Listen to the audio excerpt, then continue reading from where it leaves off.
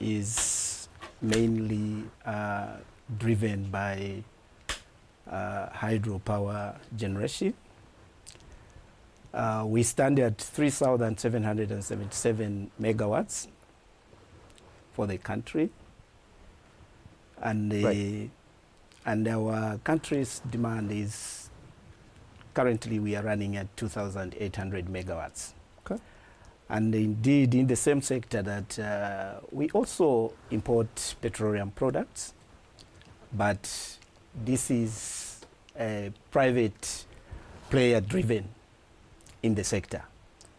The responsibility of the government is to create a conducive environment for our private participation in order to import the petroleum product. But you may wish to note also that, like I've said, that Zambian electricity is mainly produced by hydro. We are standing at 85% of power generation by hydro. Wow. And arising from the drought that we were hit as a country, it gave us a wake-up call to start exploring on other alternative sources of energy. Right. Currently, we have embarked on programs that will attract investment in the solar, wind, and also biomass. Because the drought that hit us has given us to start thinking outside just hydro. All right. So Zambia as a country, we are looking also in the renewable energy sources, not only hydropower generating.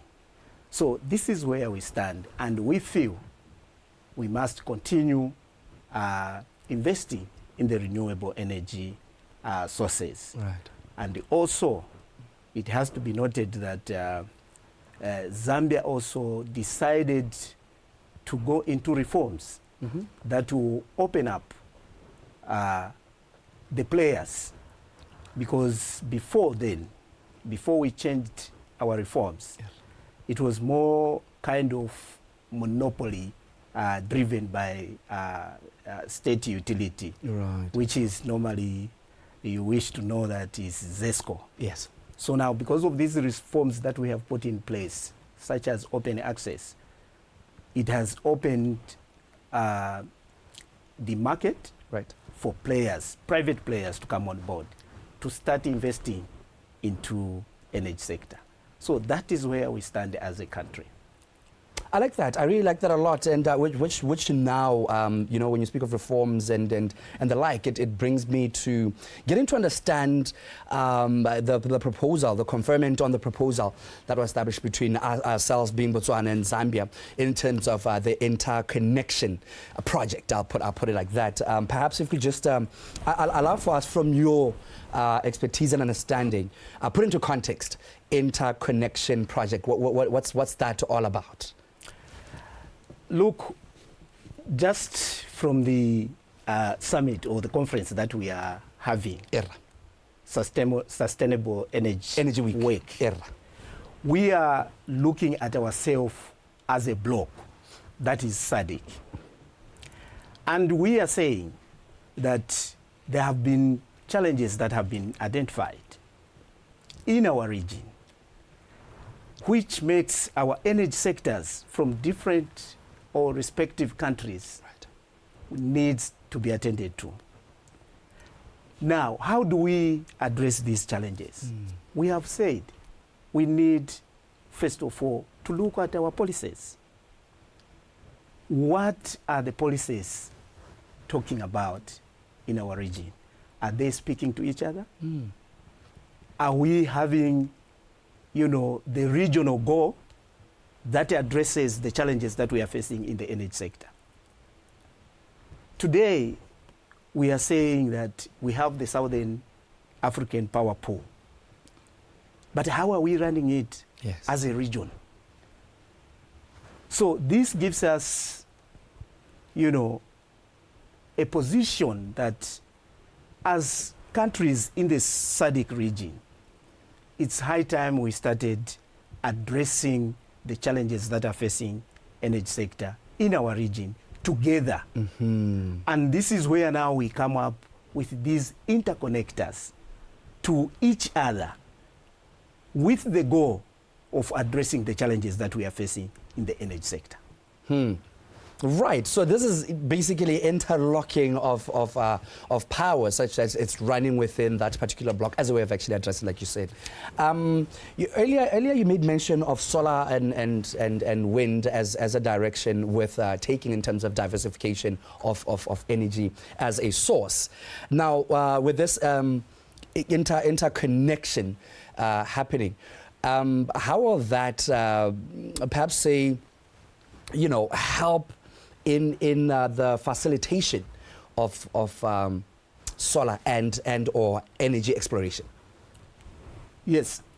First of all, you must understand that the reason why Botswana and Zambia are going into this cooperation in terms of putting up our interconnector is to make sure that our transmission lines have the ability to stabilize reliable power to our region. Right. So now, when we are saying that we are going in the direction of renewable energy, and we have picked solar as one of the renewable energy that we feel we can drive to the clean energy.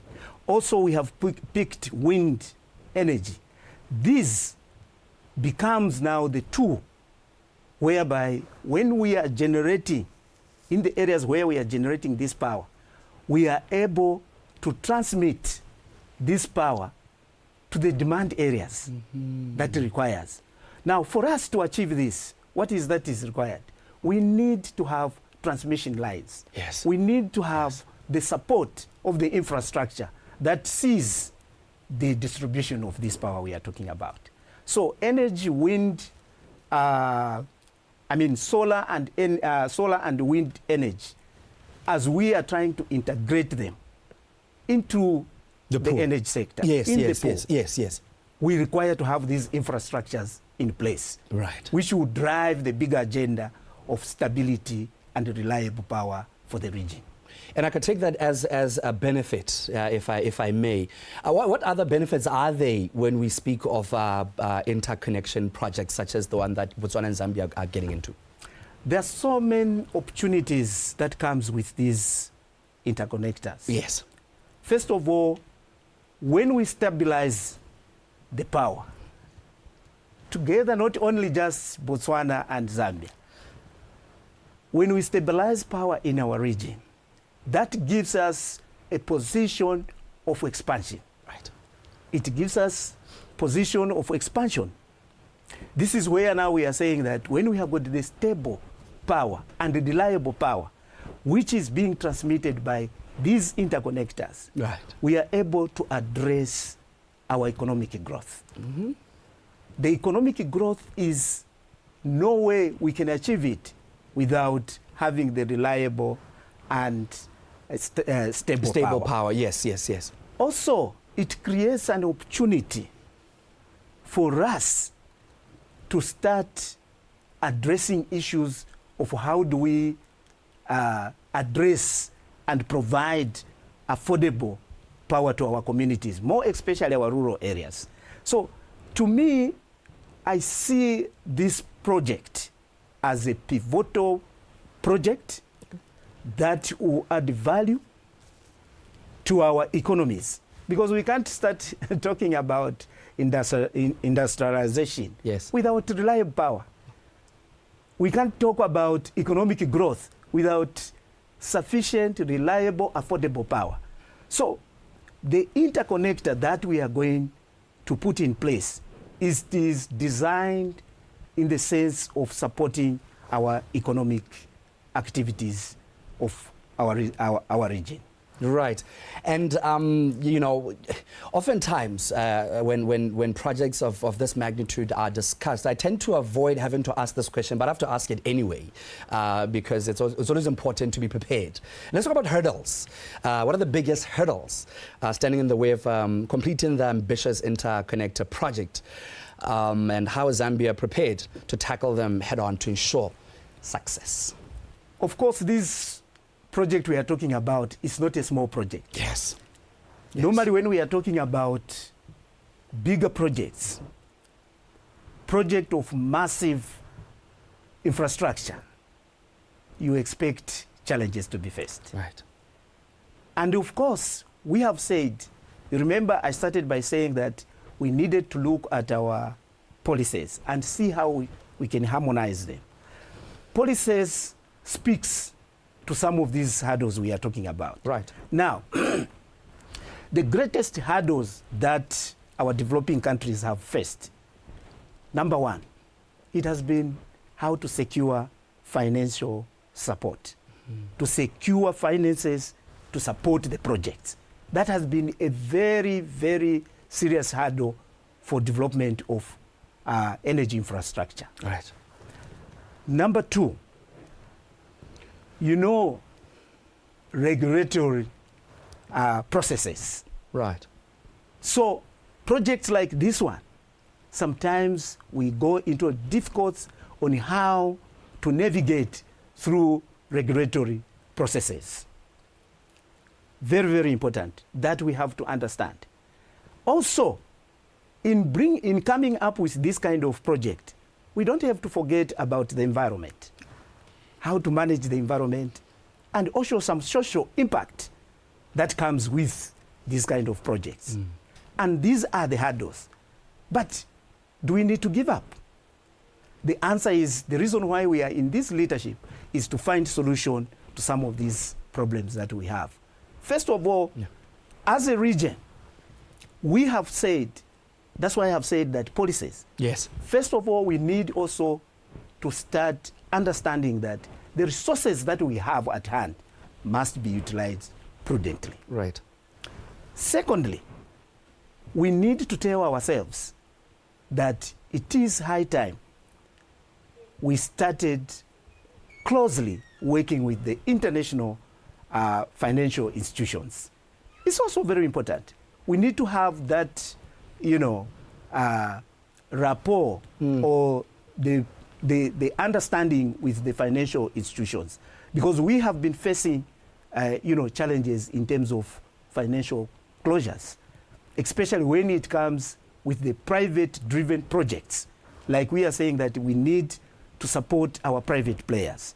Right. Also, we need to continue working closely with our developmental programs by bringing on board our cooperating partners. So our cooperating partners also, we need to keep on working together. Also, when we talk about regulatory processes, we need also, as the region, to start looking at streamlining these processes and encourage transparent to avoid us even discouraging investors who want to come and invest. So to me, I feel that when we streamline our processes and encourage transparent, we'll be able to move forward. And also, in terms of our environment, how to manage them, this is where we need to apply ourselves by making sure that we conduct a thorough environment and social assessment. So to me, when we put all these things together, we will be able to achieve and address the hurdles that we face in implementing projects like this one we are talking about. I really like that. Thank you so much for actually enunciating it in that context. What normally goes in? I mean, I like the fact that you kept on making a lot of emphasis on policy, which will help address all kinds of situations that may arise as one of the project goes. But what else goes into a project of this particular magnitude that each state needs to perhaps sort of reckon with, over and above the whole fact that the policy needs to be the one to be the key driver in ensuring the success of this? What else should also be looked into? You see, first, like I've said, I'm speaking as a region. Yes. As SADC, as member states. So the other thing that we need, especially when we are coming up with these kind of projects, we need to unite. Unity is very important. I like that. as a region. Yeah. Because if we come up with common regulations, we come up with common goals, and in a unity, we will be able to put these projects implementations. But if there's no unity amongst ourselves, it becomes a very, very, very challenging. Right. And this is where we need to bring everybody on board to understand that as a region, to have the stable and the reliable power, we needed to work as a team, as a bloc, as SADC. This is where I was emphasizing that we need to harmonize our policies. Of course. To drive this big agenda for the region. I like that. I like that so much, Honorable. Now, at the opening of the summit, Botswana President Advocate Kenewendo called on stakeholders to act in order to achieve energy security in the SADC region. I think it was in line with the theme of the Sustainable Energy Week. Would you say this collaboration with Botswana, right, will go a long way to achieving this particular goal of energy security and eventually expand collaboration with other countries as well, in your view? This is very important. Okay. Very, very important. Zambia being an active, participant in the Southern African Power Pool, we are promoting, integration, energy integration for the region. Right. That's one of the mandate or the vision Zambia has, so that we bring our region together. Right. Also, we need to understand that we have to continue pushing, the kind of relationship that already Zambia and Botswana have exhibited. And this will not leave us. I'm sure you remember we had what is called Zizabona. So such kind of, cooperation must be promoted for the region to make sure that every member state is able to understand that the greater picture for the region is to work together to achieve the reliable and sufficient, affordable power for our people. And also, this is where you see Zambia is trying to promote energy policies that will allow us not only to connect with Botswana. We need to bring Angola on board. We need to bring Malawi on board. We need to bring Zimbabwe on board. We need all our member states. We need to have interconnectors that moves us and drive the agenda of the Southern African Power Pool to address the energy challenges that we are facing as a region. Honorable Chikote, thank you so much for popping by to have a conversation with us regarding that particular proposal, looking at the Interconnector project that yourself and our Minister of Minerals and Energy had and are looking to work on. Thank you so very much, and I hope you're enjoying your stay here in Botswana. Thank you very much. Indeed, Botswana, Zambia, we are just one, and our bilateral cooperation keeps on growing from where our ancestors, our parents, left, and we have driven this bilateral cooperation. And we wish and look forward for other countries in the region to come together the way we are doing with Botswana. And this will answer our bigger picture as Africa in terms of energy challenges that we are facing as Africa. Thank you very much. Thank you so much, Honorable. And that's how we come to the end of that conversation. I was speaking to the Zambian Minister of Energy, Honorable Makozo Chikote, and we're just basically having a chat about the conferment on the proposal to establish Botswana-Zambia Interconnector project. And, his parting words really was that collectively we can achieve power for the people. This is BTV News Channel. This is Botswana Connects. Good morning to you.